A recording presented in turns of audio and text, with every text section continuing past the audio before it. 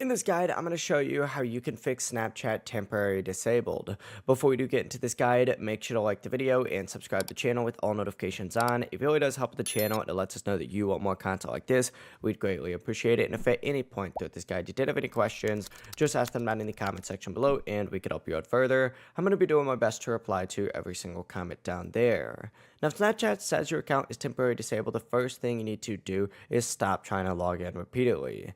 In many cases, the restriction is triggered by too many failed login attempts, so continuing to try can make the lockout last longer.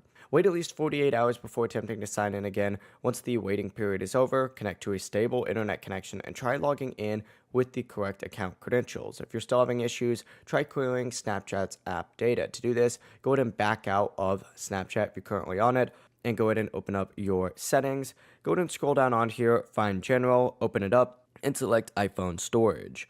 At the very bottom, you're going to see an option to search for applications. Just type in Snapchat just like so and open it up, and then you need to hit Offload App. This essentially removes temporary app files while keeping your account information intact. After the app is offloaded, you may have to reinstall Snapchat again, but reopen up Snapchat, try signing back in.